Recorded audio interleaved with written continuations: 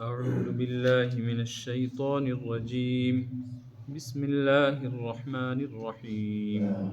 وإذ قال موسى لقومه يا قوم اذكروا نعمة الله عليكم إذ جعل فيكم أنبياء وجعلكم ملوكا وآتاكم ما لم يؤت أحدا من العالمين. يا قوم ادخلوا الأرض المقدسة التي كتب الله لكم ولا ترتدوا على أدباركم فتنقلبوا خاسرين. قالوا يا موسى إن فيها قوما جبارين وإنا لن ندخلها حتى يخرجوا منها فإن يخرجوا منها فإنا داخلون. قال رجلان من الذين يخافون أنعم الله عليهم ادخلوا عليهم الباب فإذا دخلتموه فإنكم غالبون وعلى الله فتوكلوا إن كنتم مؤمنين. قالوا يا موسى إنا لن ندخلها أبدا ما داموا فيها فاذهب أنت وربك فقاتلا إنا هاهنا قاعدون. قال رب إني لا أملك إلا نفسي وأخي فافرق بيننا وبين القوم الفاسقين. قال فإنها محرمة عليهم 40 سنة يتيهون في الأرض فلا تأس على القوم الفاسقين. صدق الله العلي العظيم وصدق رسوله النبي الكريم.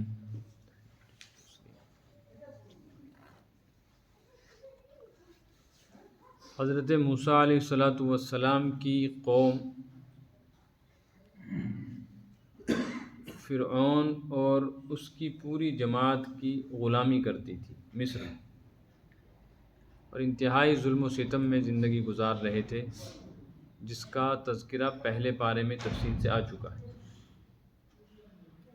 کہ بنی اسرائیل کو فرعون نے کس طرح اذیت پہنچائی، کیسے غلام بنا کر رکھا، پھر ہزاروں کی تعداد میں ان کے بچے شہید کر دیے، ان کی عورتوں کو گھروں میں نوکرانی بنا کر رکھا۔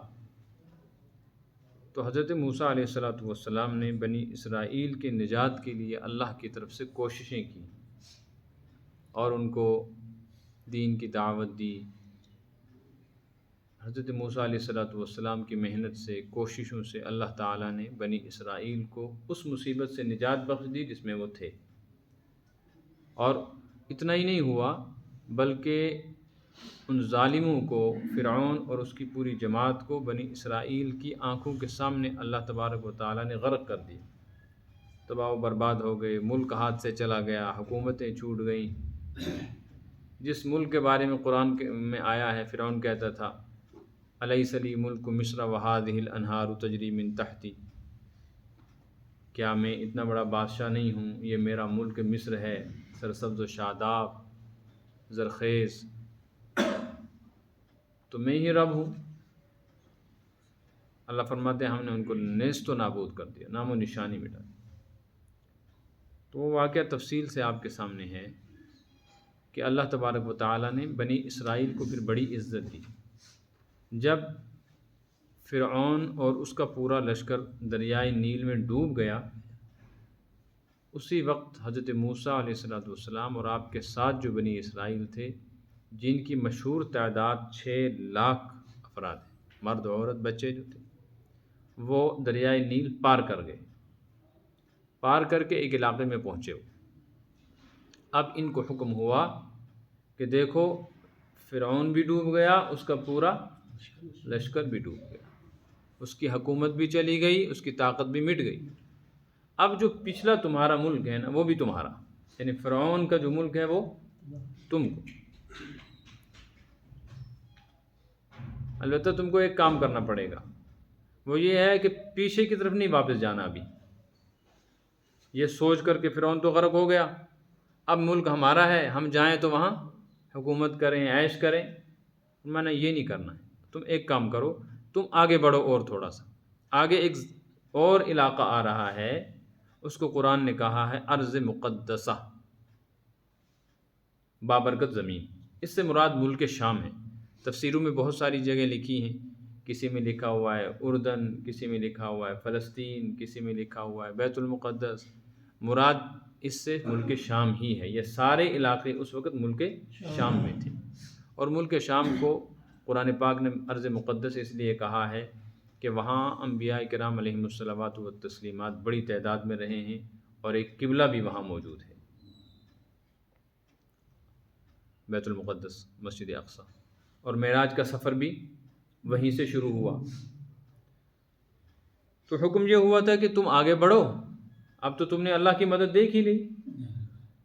تو ملک شام میں ایک قوم ہے، ان سے پہلے گزر گئی تھی ایک قوم، حضرت ہود علیہ الصلوۃ والسلام کی قوم، اس کا نام تھا عاد، وَإِلَىٰ عَادٍ أَخَاهُمْ هُودًا آ رہا ہے، ایک قوم تھی، اس کا نام تھا قوم عاد، بڑے زبردست لوگ تھے وہ۔ اللہ نے ان کو جسمانی قوت و طاقت، ڈیل ڈول، قد و قامت، جسم و جسامت، بڑے اونچے اونچے قد آور، بڑے طاقت والے انسان تھے، ان کو دیکھ کر ہی ڈر لگتا تھا۔ جیسے ان کا جسم یوں سمجھو جیسے آج کسی 5 سال کے بچے کے سامنے ایک 30 سال کا جوان انسان کھڑا ہو، تو دونوں کو سامنے رکھ کر دیکھو، اس بچے کی 30 سال کے جوان کے سامنے کیا حیثیت ہے؟ طاقت میں بھی مقابلہ نہیں، قد باڈی میں بھی مقابلہ نہیں۔ تو یہی حالت تھی اس وقت بنی اسرائیل کی، دنیا کے لوگوں کی، اور قوم عاد کی۔ تو قوم عاد جو تھی اس کی بھی آگے بڑی شاخیں بن گئی تھیں، ان میں سے ایک قوم عاد کی ایک شاخ تھی، ایک ٹکڑی تھی ان کے، اس کا نام تھا عمالقہ۔ کیا نام تھا؟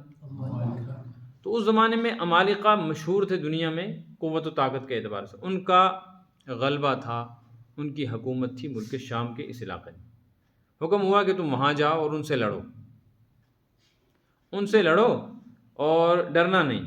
یہ بھی پہلے ہی بتا دیا گیا اللہ کی طرف سے حضرت موسیٰ علیہ السلام کو کہ اپنی قوم کو بتا ڈرنے کی بات نہیں ہے، تم صرف وہاں پہنچو گے تو کامیاب ہو جاؤ گے۔ 2 صورتیں ہوں گی، یا تو وہ فوراً ہی تم کو دیکھ کر بھاگ جائیں گے کیونکہ ان کے جسم بڑے ہیں مگر دل ان کے کمزور ہیں، وہ مقابلہ نہیں کر سکتے۔ دوسری بات یہ ہے کہ دل کمزور ہو نہ ہو، تمہارے ساتھ اللہ کی مدد ہے، اس کا اثر پڑے گا ان پر۔ اگر وہ مقابلے پر آ بھی گئے تو بس تھوڑی سی دیر کی بات ہے، ٹک نہیں پائیں گے، انہیں بھگا دو گے۔ اسے تم آگے بڑھو تاکہ وہ ملک بھی تم قبضے میں لے لو، اور پیچھے والا جو ملک چھوڑ کے آئے وہ بھی تمہارے قبضے میں، تو پورے روئے زمین میں جو اصل مرکز ہے وہ تمہارے پاس آ جائے۔ یہ ہے ان آیات کا پس منظر۔ ہوا یہ کہ جب یہ حکم آیا، حضرت موسیٰ علیہ السلام اپنی قوم کو جانتے تھے مزاج کیسا ہے، اس لیے انہوں نے ایک دم یہ حکم نہیں سنایا، بلکہ اپنی قوم کو جمع کیا، اور جمع کر کے ان کو واعظ کیا کہ دیکھو اللہ نے تمہارے ساتھ کتنا بڑا احسان کیا، کس مصیبت میں تھے کیسی نجات بخشی، تمہارا جو ظالم تھا اس کو کیسے نیست و نابود کیا، اور اللہ تبارک و تعالیٰ نے دیکھو تمہارے سامنے تم کو بچا لیا اسی دریا میں اور ان کو ڈبو کے رکھ دیا۔ اتنی بڑی مدد دیکھ کر اب اللہ کا جو بھی حکم ہے اس کو ماننا چاہیے کہ نہیں ماننا چاہیے؟ جی ماننا چاہیے۔ پھر اللہ نے تمہارے لیے ایک اور وعدہ کیا ہے، یہ ملک مصر تو تمہیں ملے ہی گیا کیونکہ وہاں کی حکومت تو مٹ گئی، اب تمہارا ہی ہے پیچھے، لیکن پیچھے مت جاؤ، تھوڑا سا آگے بڑھو، ملک شام کے اوپر ارض مقدس پر حملہ کرو، وہاں جو قوم عمالقہ اس کو بھگاؤ، اور بھگا کر اس پر بھی اپنی حکومت کا جھنڈا گاڑ دو، اور پچھلا ملک جو ہے وہ بھی تمہارا۔ یہ اس وقت جس وقت یہ بات چیت ہوئی، یہ اس وقت دریائے نیل پار کر چکے تھے، اور ایک بہت بڑا میدان تھا، اس میدان میں یہ جماعت رکی ہوئی تھی، جیسے بلا تشبیہ ہمارے یہاں بنگس ہے، تو اپنے ملک کو پار کر کے مصر کے ملک کو دریائے نیل عبور کر کے پہلی طرف ایک میدان ہے، اس میدان میں یہ ٹھہرے ہوئے تھے۔ تو یہ آیتیں نازل ہوئیں۔ اب یہ دیکھ ہی رہے تھے کہ فرعون بھی ڈوب گیا، لشکر بھی ڈوب گیا، اب ہم کیا کریں، ہم واپس جائیں یا کیا کریں، کیا حکم ہوگا؟ تو یہ حکم ہوگا۔ بس یہ حکم جب ہوا تو ساری قوم رونے لگی، سر پیٹنے لگے، کیا ہے موسیٰ، بڑی مشکل سے تو وہاں سے بچے تھے، اب ایک نئی مصیبت میں پھنس گئے، اس سے تو فرعون ہی ٹھیک تھا۔ عمالقہ تو اتنے خطرناک ہیں، ہم نے سنا ان کے حالات اتنے سخت ہیں، وہ اتنے طاقتور ہیں کہ وہ اگر کسی پر ہاتھ ڈال دیں گے تو کوئی بچے گا نہیں۔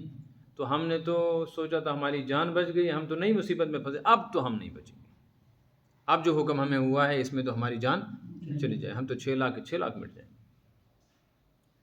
حضرت موسیٰ علیہ السلام نے وہ جو بنی اسرائیل تھی نا، ان کی 12 شاخیں تھیں، وہ یہ پیچھے تفصیل آئی ہے، ان 12 میں سے ہر شاخ کا ایک ذمہ دار جو تھا اس کو بلایا، ان کو کہ تم ایسا کرو، تم خاموشی کے ساتھ وہاں جاؤ اور جا کر وہاں کی صورتحال دیکھو کہ یہ جو ملک ہے عمالقہ کے قبضے میں، ان لوگوں کی ترتیب کیا ہے، حکومت کا نظام کیا ہے، طاقت کیا ہے، کس انداز سے ان پر حملہ کرنا چاہیے۔ باقی یہ تو ہے کہ حضرت موسیٰ کو تو پتہ ہی تھا کہ اللہ کی طرف سے وعدہ ہے کہ فتح ہوگی، اس لیے پریشانی کی بات نہیں، لیکن قوم تھوڑی سی ڈر سی گئی ہے، ان کو سمجھانا ہے، وہ چلے گئے۔ اللہ کو کرنا ایسا ہوا، جب یہ 12 حضرات اس علاقے میں داخل ہوئے تو جو پہلا کھیت یا پہلی زمین آتی تھی وہاں کوئی آدمی عمالقہ کا کام کر رہا تھا۔ ہوتا نا کوئی آدمی گاؤں سے باہر نکلا ہوا ہے، سڑک پر ہے، کسی کھیت میں ہے، تو ایسا کوئی آدمی وہاں تھا، اس نے دیکھا 12 آدمی آئے، پوچھو تم کون ہو، کیا ہو؟ تو ان نے بتایا کہ ہم اس طریقے سے فرعون کی مصیبت اور ظلم و ستم سے نجات پا کر حضرت موسیٰ علیہ السلام اللہ کے نبی ان کے ساتھ فلاں علاقے میں ٹھہریں، اور ہمیں حکم ہوا ہے کہ ہمیں اس ملک میں داخل ہوں۔ وہ کیسے داخل ہو گئے؟ انہوں نے کہا ہم دیکھیں گے، اللہ کا نبی ہمارے ساتھ ہے، لڑنا پڑے گا تو لڑیں گے۔ اس نے کہا اچھا۔ اس نے ہاتھ ڈالا نا تو 12 کے 12 کو اٹھایا اور کہاں لے گیا؟ بادشاہ کے پاس۔ اب کیسا طاقتور آدمی ہوگا؟ وہاں پہنچے تو دیکھا دیودار کی طرح لوگ ہیں سارے، ایسے کر کے دیکھنا پڑتا ہے ان کو، پریشان ہوئے کہ ہم کہاں پھنسے۔ بادشاہ نے کہا کیوں لائے ہو، کون ہے؟ تو اس آدمی نے کہا یہ ہمارے ملک پر حملہ کر کے قبضہ کرنا چاہتے۔ عمالقہ کا جو اس وقت سردار تھا اس نے کہا قتل کر دو ان کو۔ پھر کوئی آدمی تھا عقل مند سا، اس نے کہا قتل کر کے کیا فائدہ ہوگا، ان کے پیچھے تو ایک بڑی جماعت ہے، ان کو چھوڑ دو، یہ واپس جائیں گے اور جا کر ان کو کہیں گے کہ کتنے خطرناک لوگ ہیں، تو وہ ڈر جائیں گے، وہ یہاں آئیں گے ہی نہیں۔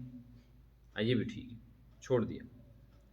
یہ 12 کے 12 آدمی آئے، حضرت موسیٰ علیہ السلام کو آ کر نے بتلایا کہ کیا ہوا ہمارے ساتھ۔ حضرت موسیٰ نے فرمایا جو کچھ تمہارے ساتھ ہوا کسی کو بتانا نہیں، تو لوگ ڈر جائیں گے، تم گھبراؤ مت، اللہ کی مدد اور اللہ کا وعدہ ہے کہ جیتنا ہمیں ہی ہے، تو بس تیاری کرو اور آگے قدم بڑھائیں گے۔ ان 12 میں سے 2 جو تھے نا، ان نے حضرت موسیٰ علیہ السلام کی بات پہ عمل کیا، ان نے اپنی جو شاخ تھی ان کے سامنے کوئی بات، انہوں نے بس یہی جا کر کہا کہ ہم وہاں گئے تھے، دیکھ کے آئے، باقی انشاءاللہ ہم جیت جائیں گے، کوئی مسئلہ نہیں۔ کیوں؟ حضرت موسیٰ نے بھی فرمایا تھا، اللہ کے نبی پر بھی یقین، اور پھر اللہ کا وعدہ بھی تھا، اور دوسرا انہیں اندازہ لگایا کہ ہم ان کے قبضے میں آئے اور اللہ نے ہم کو پھر چھڑا دیا، تو اس کا مطلب ہے اتنے کوئی دل والے نہیں ہیں، یہ صرف ڈرانا ہی چاہتے ہیں۔ ظاہر ہے اگر وہ دل والے ہوتے تو وہ کہتے اچھا ٹھہرو، فوج لے کر اسی میدان میں آتے اور حملہ کرتے۔ لیکن جو باقی 10 تھے نا، وہ 10 چلے تو گئے، ان نے جا کر اپنے جو دوست یار تھے ان کو کہا کہ بھئی مسئلہ تو خطرناک ہے، بچنے کی کوئی صورت نہیں ہے، اللہ کا نبی کہہ تو رہا ہے لیکن جو کچھ ہم صورتحال دیکھ کر آئے ہیں بس اب تو مسئلہ ختم۔ یہ باتیں نکلتے نکلتے نکلتے پورے قوم میں پھیل گئی، بس انہیں رونا چیخنا چلانا شروع کیا، موسیٰ ہم نہیں کریں، ہمیں ضرورت ہی نہیں ہے، ہم یہیں ٹھیک ہیں، ہم نے واپس بھی نہیں جائیں گے، ہمیں مرواؤ مت، ہماری جان بخشو، ہم ادھر ہی ٹھیک، انا ہا ہنا قاعدون، ہم یہیں بیٹھے رہیں گے اس میدان میں، نہ ہمیں چاہیے مصر، نہ ہمیں چاہیے ملک شام، ہماری جان بخشو۔ حضرت موسیٰ نے بڑا سمجھایا کیوں نقصان کر رہے ہیں، اللہ کا وعدہ ہے چلو۔ ان 2 نے بھی سمجھایا، ان نے بھی کہا اے ہماری قوم ایسی سستی نہ کرو اور اتنا دل چھوٹا نہ کرو، ہمت کر کے ساتھ چلو، انشاءاللہ اللہ کی مدد ساتھ ہے اور ہم وہاں پہنچ کر کامیاب ہو جائیں گے، وہ ہمارا مقابلہ نہیں کر سکتے۔ وہ کہنے لگے نہیں ہم نہیں جائیں گے۔ حضرت موسیٰ علیہ السلام نے جب ان کو تھوڑا سمجھایا تو کہنے لگے اچھا پھر ایک کام کرو، ہمیں آپ یہیں چھوڑو، آپ جاؤ، آپ اور آپ کا رب، آپ دونوں جا کر لڑائی کرو، جب آپ جیت جاؤ گے وہ بھاگ جائیں گے، پھر ہم داخل ہو جائیں گے۔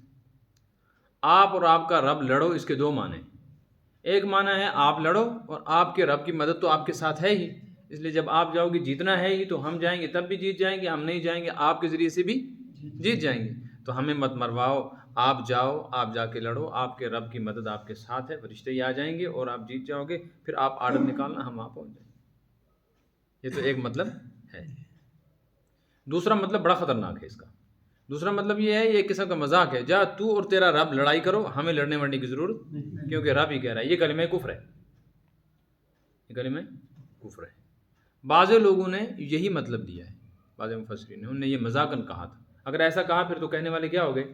کافر ہو گئے، کیونکہ انہوں نے مذاق کیا نا پیغمبر کے ساتھ. جا تم لڑو، تمہارے ساتھ تمہارا خدا لڑے گا، ہمیں کیا چٹی پڑی ہے، ہم کیوں لڑیں؟ لڑ بھیڑ کے جب ختم ہو جائیں گے سب، پھر ہمیں کہنا ہے. ایک قسم کا مذاق تھا. یعنی یہ کیسے ممکن ہے اتنی بڑی قوم کے ساتھ ہم لڑائی کریں اور جیت جائیں؟ نبی کی بات پہ یقین نہیں، پھر تو کفر ہے.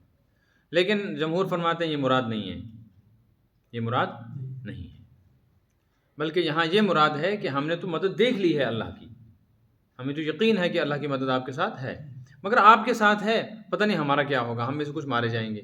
تو ہم تھکے ہارے پیٹ پٹا کے آئے ہیں، آپ جائیں، ہم یہاں بیٹھے ہیں. جب اللہ کا وعدہ ہے پھر تو انشاءاللہ ہمیں وہاں داخل ہونا ہی ہے. آپ لڑیں، آپ کے ساتھ آپ کا رب بھی ہے ہی، آپ لڑو، آپ کے ساتھ بھائی بھی چلا جائے گا حضرت ہارون علیہ السلام. یہ دو جو اور بول رہے ہیں ان کو بھی ساتھ لے جاؤ، ہمیں رہنے دو، پھر جب آپ جیت جائیں گے ہم انشاءاللہ اس وقت آپ کی تابعداری میں وہاں داخل ہوں. حضرت موسیٰ نے بہت سمجھایا، نہیں سمجھے تو دعا کی، کہنے لگے رب انی لا املک الا نفسی واخی، یا اللہ کس قوم کو میرے ساتھ لگا دیا، کیسے لوگ ہیں، تیری ایسی مدد دیکھ کر بھی بات ماننے کو تیار نہیں، وعدہ سنا رہا ہوں تیرا پھر بھی ان کو یقین نہیں. اب میرا بس نہیں چلتا ان کے اوپر، میں کیا زبردستی کروں، بس میرا اختیار اپنے اوپر ہے، اپنے بھائی پر ہے، ہم دو جا سکتے ہیں.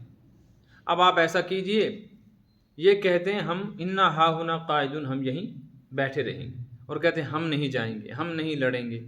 تو اب بات ہی نہیں مانتے. ففرق بیننا و بین القوم الفاسقین، یہ جو نافرمانی پر اتر آئے ہیں، اب آپ ہی کوئی فیصلہ کر دیں، ان کو تھوڑی سی کوئی ایسی سزا لگے کہ بس سزا لگتے ہی یہ بات مان جائیں اور یہ میرے ساتھ چل پائے. بس یہ ہے ان آیات کا خلاصہ. اس میں بنی اسرائیل کی اور ایک شرارت اور نافرمانی کا ذکر ہے، اور یہ یہود مدینہ جو تھے ان کے سامنے یہ ذکر تھا کہ تمہارے بڑوں نے اپنے وقت میں پیغمبروں کے ساتھ رہ کر اتنی بڑی مدد دیکھ کر کیا کیا شرارتیں کی ہیں. وہ شرارتیں آج تک تمہارے اندر خون میں سرایت کرتے ہوئے داخل ہو کر پہنچ گئی ہیں. تم بھی ابھی وہی شرارتیں کر رہے ہو، لیکن جیسے ان پہ حالات آئے ایسے ہی تم پہ بھی حالات آئے. اب دیکھیں ترجمہ. وَإِذْ قَالَ مُوسَىٰ لِقَوْمِهِ، وہ وقت قابل ذکر ہے جب موسیٰ علیہ السلام نے اپنی قوم سے کہا. کہنا تو یہ تھا کہ جہاد کا حکم ہوا ہے جہاد کرو، لیکن پھر کہنا کیسے شروع کیا؟ پہلے کہا یا قوم اذکروا نعمت اللہ علیکم، اے قوم، اے میری قوم، یاد کرو اللہ نے تم پر کیسی نعمتیں کی، انہیں سوچو. اذ جعل فیکم انبیاء، ایک نعمت تو یہ بخشی دینی اعتبار سے کہ تمہارے اندر انبیاء پیدا کیے، کیونکہ ان سے پہلے بھی نبی گزرے نا، ان سے پہلے بھی نبی ہے. یہ بنی اسرائیل تو حضرت یعقوب علیہ السلام کی اولاد ہے، تو حضرت یوسف علیہ السلام آئے ان میں، حضرت یعقوب علیہ السلام آئے، پھر حضرت موسیٰ بھی ہیں ان میں، حضرت ہارون بھی ہیں ان میں، اور ان کے بعد بھی بہت سارے انبیاء آئے. تو دینی اعتبار سے تو اللہ نے یہ عزت تم کو دی کہ تمہارے درمیان نبی آئے ہیں، اور کسی قوم میں نبی کا آنا سب سے بڑی عزت ہے. وَجَعَلَكُم مُلُوكًا، اور دنیاوی اعتبار سے یہ نعمت بخشی کہ اللہ نے تم کو بادشاہ بنایا. تم کو بادشاہ بنانے کا مطلب ہے تم میں سے ہی کچھ لوگوں کو بادشاہ بنایا. جب تمہارا بادشاہ تو حکومت بھی تمہاری جائے گی نا.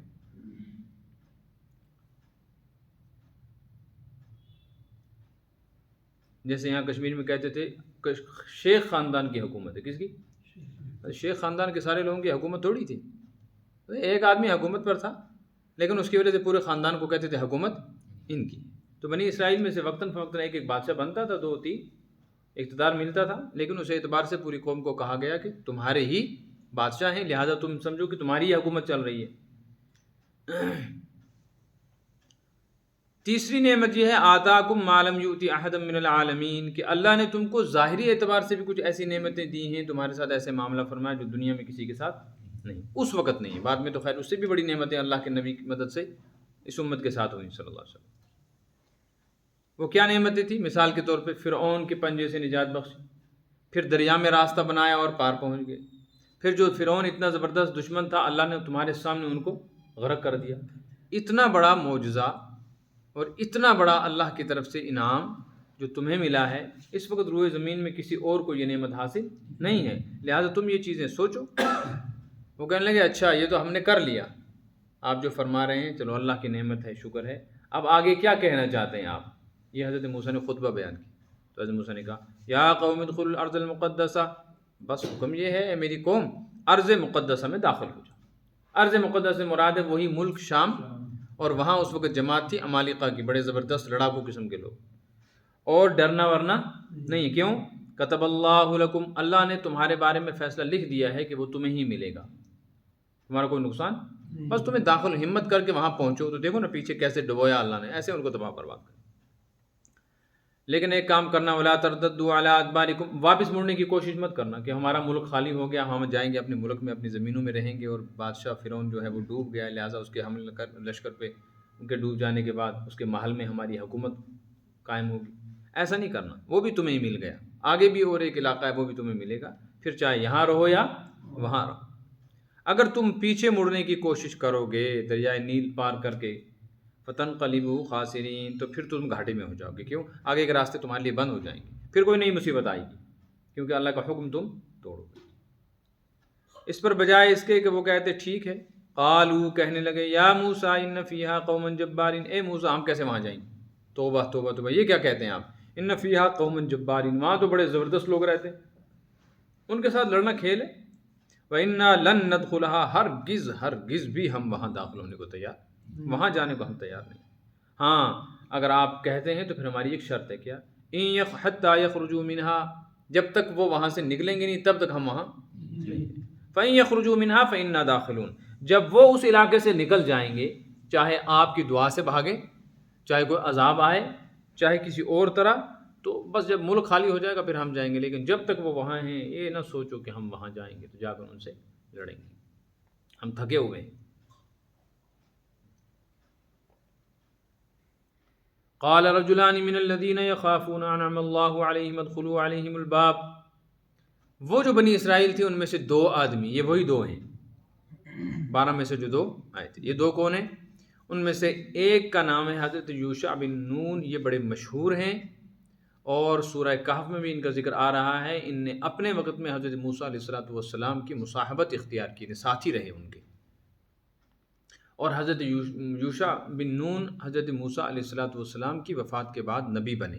اس قوم کی پھر ذمہ داری انہی کے ہاتھ میں، زندگی بھر خدمت بھی کی حضرت موسیٰ کی، اور اس کے ساتھ ساتھ مصاحبت یعنی ساتھی بھی رہے. اور دوسرے ایک اور ساتھی تھے، ان کا بھی نام لکھا ہوا ہے کتابوں میں، لیکن وہ اتنے معروف نہیں، معروف یہی ہیں. زیادہ تر مفسرین لکھتے ہیں کہ یہ ان 12 میں سے 2 سردار تھے. تو ان دونوں نے کہا لوگوں کو کہ یہ اللہ کے نبی ہیں، تم سے کہہ رہے ہیں، وعدہ کر رہے ہیں، تو تمہیں کون سی پریشانی ہے، بات نہیں مانتے ہو؟ دیکھا نہیں کتنی بڑی مدد اللہ کے سامنے آئی.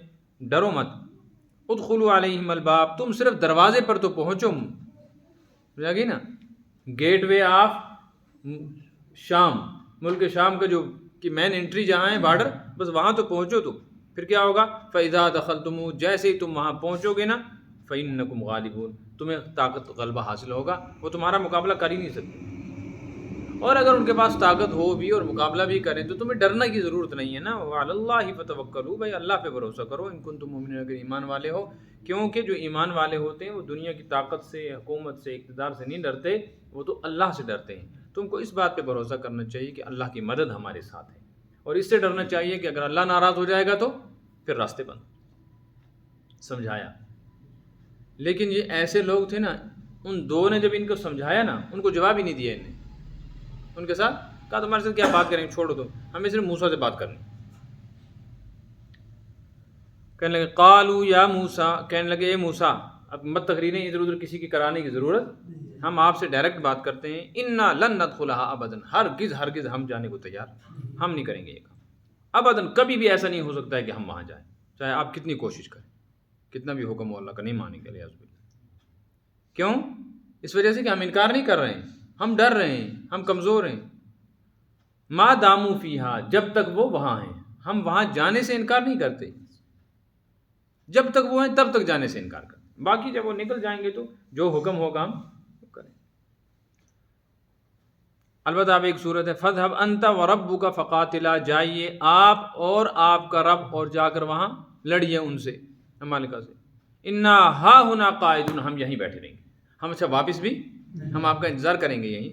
ہم اگر آگے بھی نہیں جا سکتے، آپ پیچھے جانے سے منع کرتے ہیں تو وہاں بھی نہیں جائیں گے۔ ایک قسم کی اطاعت انہوں نے دکھائی کہ چلو ایک بات مانیں گے، پیچھے نہیں جائیں گے اپنے ملک میں، لیکن آگے بڑھنے کی بھی طاقت نہیں۔ آپ اور آپ کا رب جا کر لڑو، کیا مطلب؟ یعنی آپ لڑو، آپ کے رب کی مدد آپ کے ساتھ ہے، فرشتے لڑیں۔ قال ربی انی لا املک، کیا ہوا ہوگا اس وقت حال، اور حضرت موسیٰ پہ کیا گزری ہوگی، اللہ اکبر، کون اندازہ لگا سکتا ہے اس کا؟ پیغمبروں پہ کیسے کیسے حالات آئے، کیسی بگڑی ہوئی قومیں ان کے سپرد کی گئیں۔ اللہ، یہاں بچہ بگڑ جاتا ہے، پورا گھر پریشان، ایک لڑکا بگڑ جاتا ہے، ایک لڑکی بگڑ جاتی ہے، پورا کنبہ قبیلہ خاندان پریشان ہے نا، اور یہاں ایک پوری قوم بگڑ گئی۔ اور اتنی بڑی اللہ کی مددیں دیکھ کر، اور اپنے محسن کے ساتھ جس نے اس قوم کے لیے اتنی بڑی قربانیاں دی، فرعون کا مقابلہ کیا، جادوگروں کا مقابلہ کیا، اور اس قوم کو بچا کر کہاں سے کہاں تک پہنچایا۔ عاجز آ گئے تو ہاتھ اٹھائے، قال ربی، کہنے لگے میرے رب، انی لا املک الا نفسی و اخی، میرا کوئی اختیار نہیں چلتا ان پر، ہاں اپنے آپ پر اختیار ہے، پھر میرا بھائی ہے اس پر بھی اختیار ہے، حضرت ہارون۔ اور یہ دو بھی طبعاً اس میں آ گئے جو ساتھ تھے، حضرت یوشع، لیکن قابل ذکر حضرت ہارون ہی تھے کہ ہم دو تو نبی ہیں، خیر باقی کچھ نہیں کہہ سکتا ان کے بارے میں، زبردستی میں ان کو کھینچ کے لے جا نہیں سکتا، اب میں کیا کروں؟ اب آپ ایسا کریں، ففرق بیننا و بین القوم الفاسقین، ففرق کا مطلب ہے فرق کیجیے، مراد یہاں فیصلہ کرنا ہے کہ میرے اور ان نافرمانوں کے درمیان کوئی فیصلہ کر دیجیے۔ یہاں فیصلہ کرنے سے مراد حضرت موسیٰ کی تھی کہ کچھ تھوڑی بہت ایسی ڈانٹ ڈپٹ ان کو ہو جائے نا، تھوڑے ڈر جائیں، کچھ ڈانٹ ڈپٹ ہو جائے، یا کوئی جھٹکا چھڑکا زلزلہ ولزلہ تھوڑا سا آئے تو ڈریں گے کہ نہیں، مرے تو پھر بھاگیں گے، پھر مانیں گے۔ ان کو حضرت موسیٰ کو اندازہ نہیں تھا کہ سزا کیا ہوگی، سزا بہت بڑی ہو گئی۔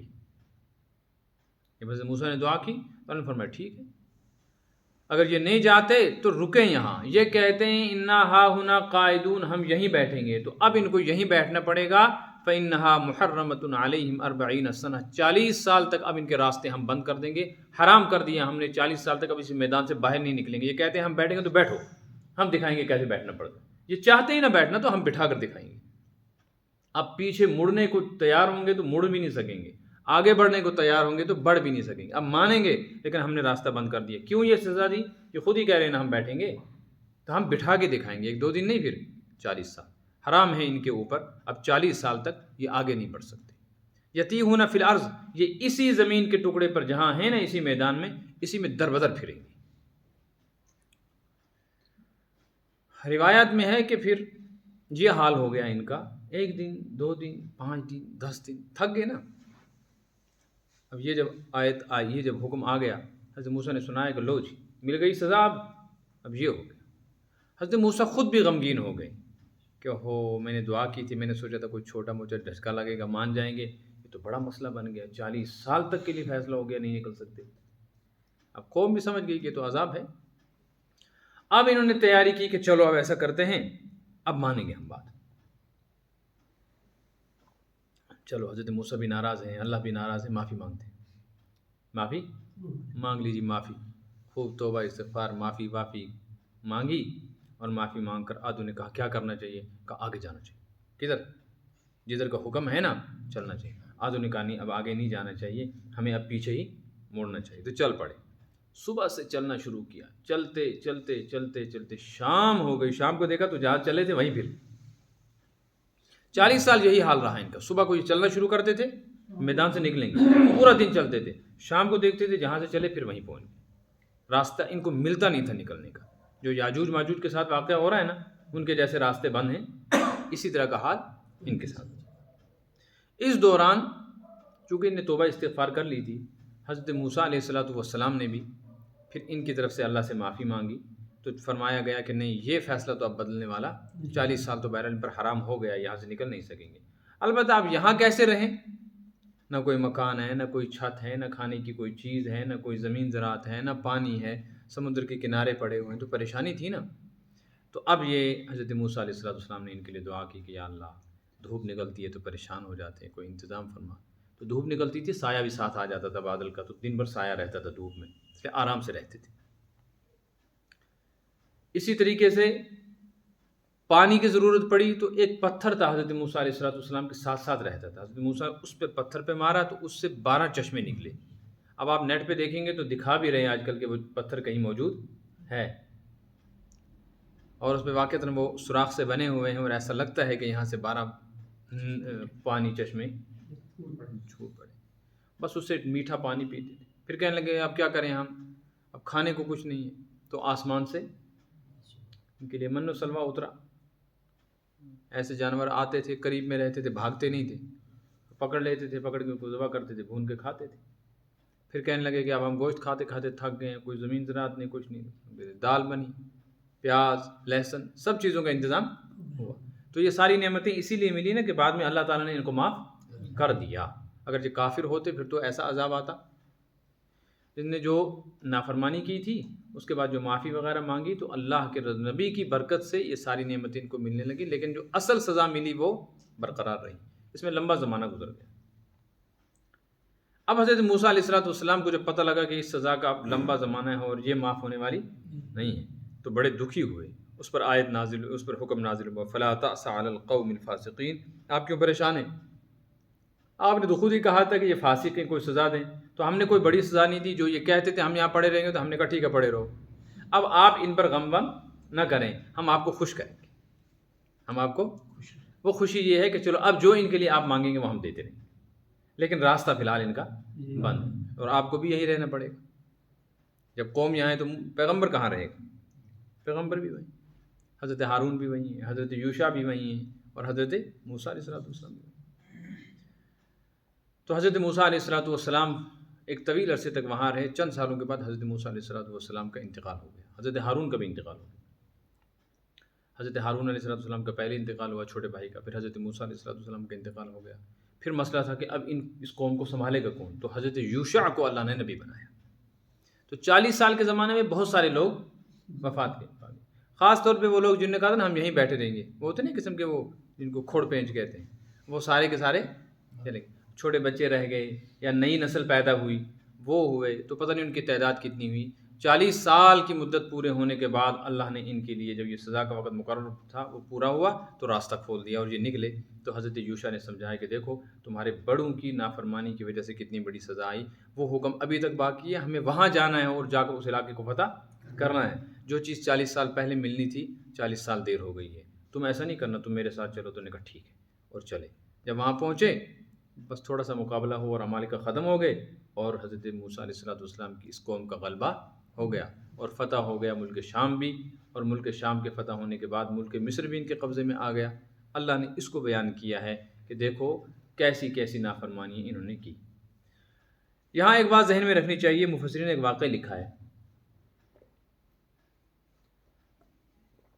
اس سے زیادہ نازک ترین صورتحال پیدا ہوئی جب مدینہ منورہ میں حضرت نبی پاک صلی اللہ علیہ وسلم بدر کے میدان میں اپنے 313 نہتے جانثار صحابہ کے ساتھ پہنچے۔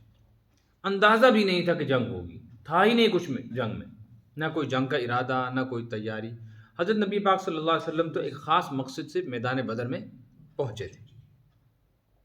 جب وہاں پہنچے اچانک مشرکین کا 1000 کا لشکر تیار ہو کر لڑنے کے لیے پہنچا۔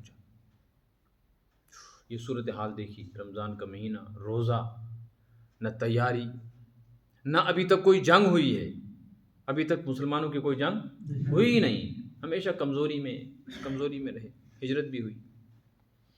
آپ صلی اللہ علیہ وسلم جب اس صورتحال کو دیکھا آپ نے تو آپ بہت پریشان ہوئے، غمگین ہوئے کہ یہ نہتے مسلمان میرے ساتھ بھوکے پیاسے بغیر کسی تیاری کے کسی اور ارادے سے آئے تھے، اور یہاں کس کا مقابلہ کرنا پڑ گیا؟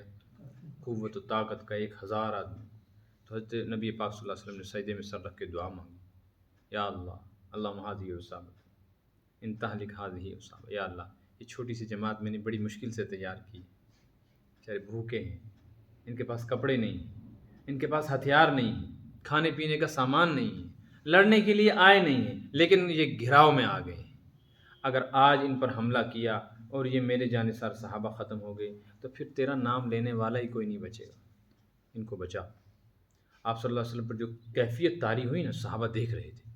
ایک صحابی حضرت مقداد آئے اٹھ کر اور آ کر کہنے لگے، یا رسول اللہ صلی اللہ علیہ وسلم آپ نہ روئیں، آپ پریشان نہ ہوں، ہم بھوکے ہیں، پیاسے ہیں، ننگے ہیں، آپ کیوں پریشان ہوتے ہیں؟ ہم حضرت موسیٰ کی قوم نہیں ہیں۔ ہم آپ کو یہ نہیں کہیں گے کہ آپ جائیں اور جا کر لڑیں، آپ بیٹھیں، جب تک ہمارے دم میں دم ہے آپ کے قریب ہم کسی کو آنے نہیں دیں گے۔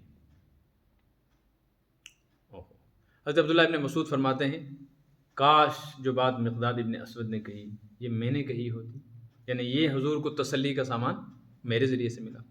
اب اندازہ لگاؤ تھوڑی دیر کے لیے حضور صلی اللہ علیہ وسلم کو یہ بات سن کے اپنے صحابہ پہ کیسا رشک آیا ہوگا، اور کیسی تسلی ملی ہوگی، اور کتنی خوشی ہوئی ہوگی، اور حضرت موسیٰ علیہ السلام کو 6 لاکھ آدمیوں کا وہ جواب سن کر کتنا دکھ پہنچا ہوگا۔ ایسے جانثار صحابہ اللہ تعالیٰ نے حضور صلی اللہ علیہ وسلم کو دیے تھے۔ ان صحابہ کی قربانی سے یہ قرآن ہم تک پہنچا ہے جس کو ہم چھوڑے بیٹھے ہیں آج تک۔ اگر اس وقت وہ بھی کہتے، وہ حق بجانب تھے بظاہر، اگر وہ کہتے بظاہر، وہ کہتے کہ یا رسول اللہ ہم تو بنی اسرائیل نہیں ہیں کہ 6 لاکھ آدمی ہوتے اور پھر اللہ پہلے ہی کہہ دیتا کہ تم کامیاب بھی ہو، تو ہمیں نہ تو اللہ کی طرف سے کوئی وعدہ بھی ملا ہے، نہ ہمیں پتہ انجام کیا ہے، نہ ہم لڑنے کے لیے آئے، اور ہم ہیں بھی 313، لیکن آپ پریشان نہ ہوں، ہم آپ کے ساتھ ہیں، آپ تک تو ہم کسی کو پہنچنے نہیں دیں گے۔ اور ہوا بھی یہی۔ پھر یہ 313 اترے تو اللہ تعالیٰ نے کیسے کامیابی عطا فرمائی، کیسے مدد فرمائی، بس دنیا کفر وہیں سے ٹوٹی، اور اس کے بعد پھر اسلام کو غلبہ حاصل ہوا۔ ابھی تک جو اسلام کو غلبہ حاصل ہے اور قیامت تک جو مسلمان رہیں گے، یہ سب برکت ہے حضرت مقداد ابن اسود کے اس جملے کی جو نے حضور صلی اللہ علیہ وسلم کے سامنے کہہ کر سارے صحابہ کو تسلی اور جوش دلایا۔ اب قیامت تک مسلمانوں میں جو جوش رہے گا نا، وہ حضرت مقداد کی اس بات کا اثر ہے۔ اللہ تعالی ہم سب کو بھی وہ ایمان عطا فرمائے۔ اسی لیے مطالبہ ہے آمنو کما آمن الناس، لوگو ایسا ایمان لاؤ جیسے صحابہ کا ایمان تھا۔ معیار حضرات صحابہ ہے، اس لیے صحابہ پہ تبرہ کرنے والا، صحابہ پہ بھونکنے والا، صحابہ کی شان میں گستاخی کرنے والا ہرگز مومن نہیں ہو سکتا۔ بہت سارے اہل سنت والجماعت کے علماء بھی یہ کہتے ہیں کہ صحابیوں کو کافر کہنے والا، صحابیوں کو گالیاں دینے والا کافر نہیں ہوتا، لیکن قرآن جس کو کہہ دے اللہ ان سے راضی ہے، اس کو گالی دینے والا کیسے مسلمان رہ سکتا ہے؟ ہمارا تو عقیدہ یہ ہے کہ حضرات صحابہ کو گالی دینے والا کافر ہو جاتا ہے، وہ مسلمان نہیں رہتا، چاہے وہ کسی کو نام لے کے گالی دے یا پھر پوری جماعت صحابہ کو برا بھلا کہے۔ صحابہ پہ سب و شتم کرنا ایسا ہی ہے جیسا حضرت نبی پاک صلی اللہ علیہ وسلم پہ سب و شتم کرنا اور حضور کی شان میں گستاخی کرنا، اس لیے کہ صحابہ اور حضور صلی اللہ علیہ وسلم الگ الگ نہیں ہیں، صحابہ اور حضور ایک ہی جماعت کے 2 نام ہیں۔ صدق اللہ العلی العظیم وصدق رسول النبی الکریم۔ فجر کی اذان اور فجر کی نماز جماعت کی ادائیگی کے درمیان جو وقفہ ہوتا ہے، اس درمیان سنت مؤکدہ کے علاوہ کوئی نماز جیسے قضاء عمری، نماز حج ادا کی جا سکتی ہے نہیں۔ فجر کی اذان کے بعد سنت سے پہلے بھی اور سنت کے بعد بھی، فرض سے پہلے جو وقت بچتا ہے، کبھی 1 گھنٹہ، 1.25 گھنٹہ، پونا گھنٹہ، اس دوران اصل کام تو دعا اور ذکر اور تلاوت کا ہے۔ لیکن اگر کسی شخص کے ذمہ بہت ساری نمازیں قضا ہوں اور وہ عمری قضا پڑھتا ہو تو اس کو اجازت ہے کہ مسجد میں تو نہیں، البتہ گھر کے اندر وہ فجر کی سنت اور فجر کے فرض کے درمیان میں قضاء عمری پڑھ سکتا ہے، لیکن نماز حاجت یا کوئی بھی نفل نماز ادا کرنے کی ہرگز اجازت نہیں ہے۔ اگر اذان فجر کا وقت ہو گیا، صبح صادق ہو گئی، پھر اس وقت سے لے کے اشراق کے وقت تک درمیان میں جو وقت ہے، گھر میں یا مسجد میں اذان کے بعد، سنت سے پہلے یا سنت کے بعد، فرض سے پہلے یا فرض کے بعد کوئی بھی نفل پڑھنے کی اجازت نہیں۔ نمبر 2، عصر کی جماعت کے ساتھ نماز ادا کرنے کے بعد نوافل نماز پڑھنے کی اجازت نہیں۔ عصر کے بعد بھی کوئی نماز نہیں، کوئی بھی نفل نماز نہیں پڑھ سکتے۔ ہاں، قضاء عمری پڑھنے کی عصر کے بعد بھی اجازت ہے، مگر شرط یہ ہے کہ قضاء عمری مسجد میں نہیں پڑھ سکتے، قضاء عمری گھر میں پڑھ سکتے ہیں۔ حدیث میں آیا ہے لا صلاۃ بعد الفجر حتی تطلع الشمس، فجر کے بعد کوئی نماز نہیں ہے جب تک کہ سورج نکل نہ جائے، ولا صلاۃ بعد العصر حتی تغرب الشمس، اور سورج ڈوبنے تک عصر کے بعد کوئی نماز نہیں، وہاں مراد نفل نمازیں ہیں۔ لیکن قضاء عمری پڑھنے کی اجازت عصر کے بعد بھی ہے، فجر کے فرض سے پہلے بھی ہے، فجر کی سنت کے بعد بھی ہے، فجر کی سنت سے پہلے بھی ہے۔ اللهم ربنا تقبل منا انك انت السميع العليم وتب علينا انك انت التواب الرحيم برحمتك يا